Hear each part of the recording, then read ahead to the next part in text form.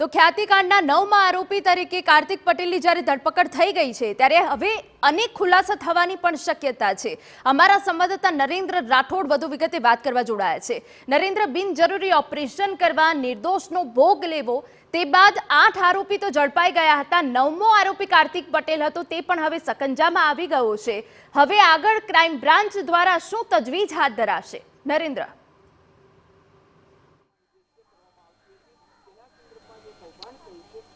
જે સરકારની જે વેલફેર યોજનાઓ છે કે જેઓ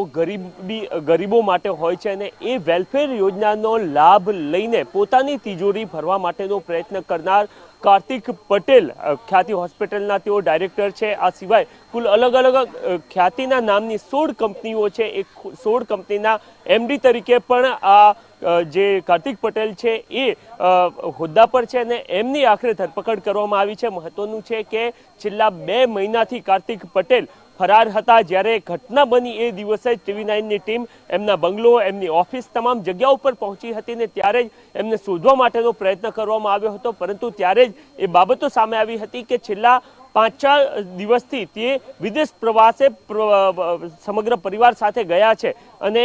ત્યારે એમના જ્યારે નિવાસ સ્થાને પહોંચ્યા હતા ત્યારે એ તમામ બાબતો સામે આવી હતી કે કાર્તિક પટેલ કુલ 16 કંપનીના માલિક છે અને આખરે કારણ કે જ્યારે શરૂઆતમાં આ ઘટના બની ત્યારે તે ઓસ્ટ્રેલિયામાં હતા, ત્યારબાદ દુબઈ પહોંચ્યા હતા અને સતત એમને શોધવા માટેનો પ્રયત્ન ક્રાઇમ બ્રાન્ચની ટીમ દ્વારા થઈ રહ્યો હતો અને મોડી રાત્રે અથવા તો વહેલી સવારે લગભગ 4 વાગ્યા આજુબાજુમાં જ્યારે તેઓ દુબઈથી અમદાવાદ આવી રહ્યા હતા ત્યારે એમની ધરપકડ કરવામાં આવી છે। અમદાવાદ ક્રાઇમ બ્રાન્ચની જે ટીમ છે એમના દ્વારા આ સમગ્ર કેસમાં એમની તપાસ થતી જોવા મળી રહી છે। મહત્વનું છે કે સરકારની જે વેલફેર યોજનાઓ છે એ વેલફેર યોજનાના કેટલાક લૂ પોઈન્ટ હોય એનો લાભ લઈને પોતાની તિજોરી ભરવા માટેનો પ્રયત્ન કાર્તિક પટેલ દ્વારા કરવામાં આવતો હતો, ચાહે ખ્યાતિ હોસ્પિટલ હોય કે પછી અન્ય કોઈ રસ્તે। એ તમામ બાબતમાં અત્યાર સુધીમાં કુલ 8 આરોપીઓની ધરપકડ થઈ ચૂકી છે અને 9મા અને મુખ્ય આરોપી તરીકે કાર્તિક પટેલની પણ ધરપકડ કરવામાં આવી છે। મહત્વની વાત એ છે કે અલગ અલગ જગ્યાઓ પર, ચાહે અમદાવાદની આજુબાજુના તમામ જે તાલુકાઓ છે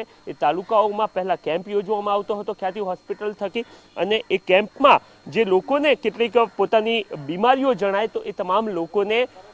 ફ્રીમાં સારવાર એમની થઈ જશે, કારણ કે તેઓ PMJAY કાર્ડ ધરાવે છે અને એ કાર્ડ ધરાવતા હોવાને કારણે એમની ફ્રી સારવાર થશે એવું એમને સમજાવવામાં આવતું હતું। અને જો કોઈ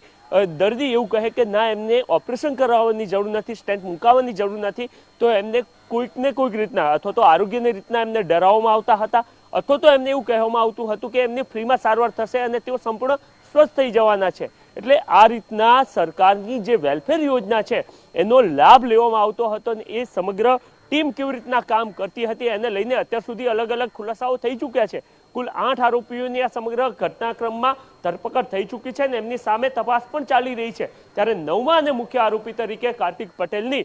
ધરપકડ કરવામાં આવી છે। ક્રાઇમ બ્રાન્ચ વહેલી સવારે જે એરપોર્ટ છે અમદાવાદનું ત્યાંથી એમને લઈને અહીંયા ક્રાઇમ બ્રાન્ચ લાવી છે અને અત્યારે હાલ પણ એમની પૂછપરછ થતી જોવા મળી રહી છે અને એના સૌથી મહત્વની વાત એ છે કે કાર્તિક પટેલ કરોડોનો આસામી છે। અમદાવાદનો જે સૌથી વૈભવશાળી વિસ્તાર છે ત્યાં ખૂબ મોટો બંગલો તે ધરાવે છે અને અલગ અલગ 16 કંપનીઓને તે માલિક છે, પરંતુ જે પ્રકારે વિડીયો સામે આવી રહ્યો છે એમાં આપણે જોઈ રહ્યા છીએ કે કેવી રીતના બે હાથથી કાન પકડીને જાણે કે માફી માંગી રહ્યા હોય જે પ્રકારની સમગ્ર ઘટના બની છે। એટલે એ પણ એ કદાચ સ્વીકારી રહ્યા છે કે હા એમનાથી ભૂલ થઈ છે। જે ખરા અર્થમાં ગરીબોને સહાય કરવા માટેની યોજના હતી, આરોગ્ય માટેની યોજના હતી, એનો લાભ લેવા માટેનો પ્રયત્ન અથવા તો પોતાની તિજોરી ભરવા માટેનો એમના દ્વારા પ્રયત્ન કરવામાં આવ્યો હતો,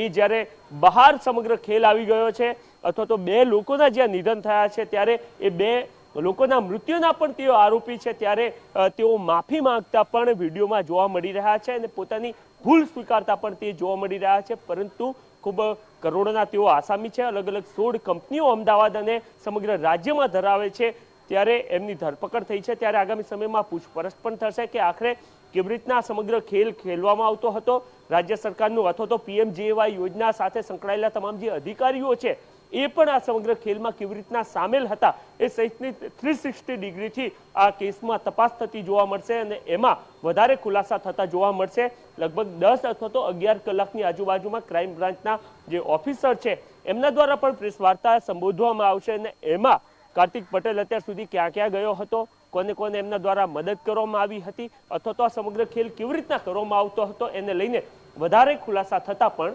જોવા મળશે. જી બિલકુલ નરેન્દ્ર, ખૂબ અગત્યની જાણકારી આપ આપી રહ્યા છો. 16 અલગ અલગ કંપનીઓનો માલિક અત્યારે ક્રાઇમ બ્રાન્ચની સામે લાચાર બન્યો છે, બે હાથથી કાન પકડી રહ્યો છે, માફી માંગી રહ્યો છે, પરંતુ આ જે વ્યક્તિ છે કે જે માસ્ટર માઇન્ડ હતો, 9મો આરોપી હતો, જે હવે સકંજામાં આવ્યો છે, હવે ક્રાઇમ બ્રાન્ચની પૂછપરછમાં અનેક ખુલાસા થવાની શક્યતાઓ પણ છે.